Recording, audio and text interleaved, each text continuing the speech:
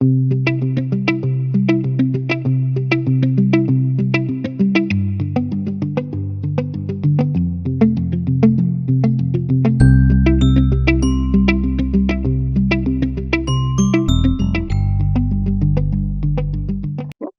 edition of The Investor in You, where we talk about finances, everything finance. So better get involved. There's no way you can make it without being involved. In finance, whether you say you didn't go to school or you went to school, you got to make it because finance is everyone's business. There's nobody who can say, no, I didn't study finance, so I don't need to learn about it. Unfortunately, the life today demands that you have to learn about finance. We want to talk about the number one rule about money. What is your number one rule? Let me tell you one important rule about money. Money is important. Some people say it's actually right there, high up on the scale with oxygen. If you don't have oxygen, even for a few minutes, you will not survive. The same nowadays. If you don't have money, of course, if you're living well into the country in the bush and there's two forests like the Amazon forest, you can survive for a little bit long. But nowadays, most of the people in the world can't do without money. So it's very important that you have money. And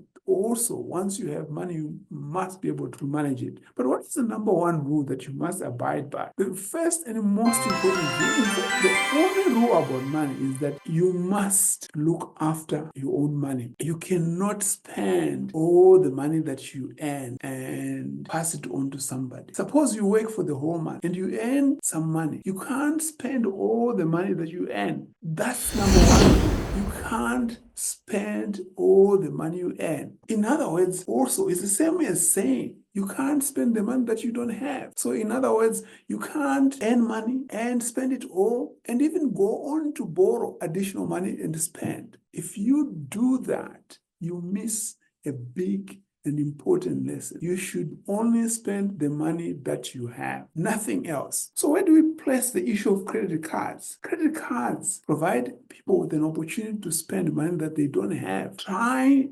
never to get a credit card if you have problems with managing your money. That's one thing that you should not have. You should probably not even have a credit card, because if you are struggling with money management, then you shouldn't have a credit card. But what is it that you can do? Go to work. Do whatever you need to do to earn money. And when the money comes in, you need to be able to decide how much you are going to spend and how much you are going to keep. The general rule is that when you earn money, you should save 10%. But remember, that rule is important, especially if you are still a child. But if you're an adult in your 50s, 60s, 70s, you can't be saving 10%. 10% is quite low. So the younger you are, the more opportunities for you to generate money and to live longer and still correct mistakes. So you can say, I can do with saving 10%, but if you are 30, 10% doesn't work. If you are 40, 10% doesn't work. So what you need to do is to make sure that you put harnesses on your spending patterns, because you can only save money if you are able to manage your expenditure. What if you say,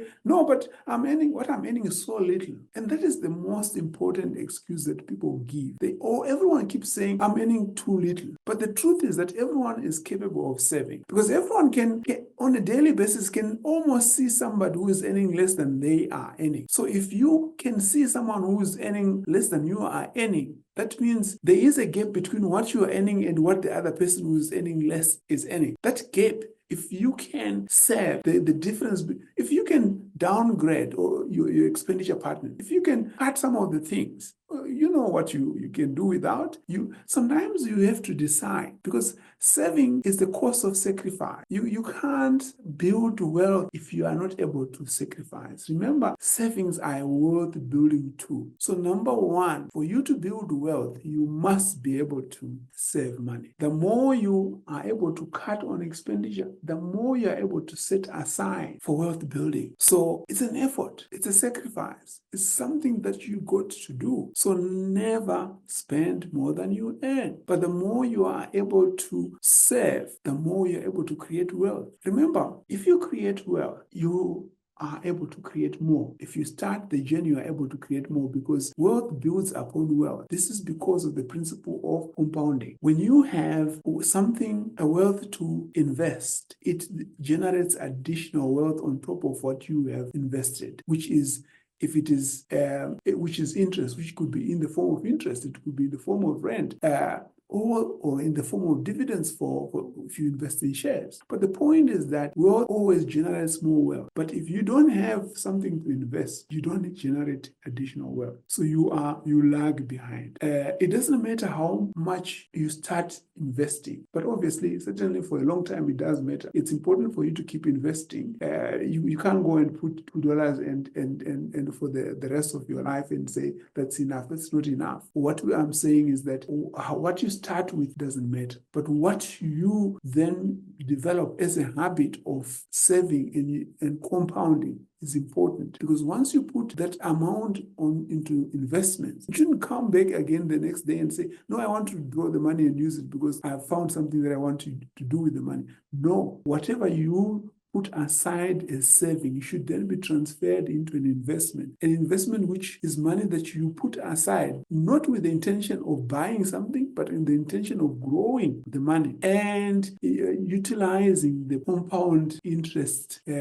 again to invest more and more so that you grow wealth. Because wealth is built on the basis of your saving, what you keep accumulating. So everyone has a potential to invest more, but there's no one who can invest unless they are able to first manage their costs. You got to harness, you got to reduce your spending. It's more like common sense. If you plant one seed of corn in the ground, you can only get one seed coming out of the ground. But if you plant more, you can get more seeds coming out. Those more seeds will also give you more corn seeds. The more you plant, the more you get. What if you say, no, but I need the maize cob today? Yes, everybody needs a maize cob today. But you got to sacrifice your needs for today for the betterment of tomorrow. You got to save some and eat some. The more you save, the more you create an opportunity to build more harvests tomorrow. So the number one rule of money is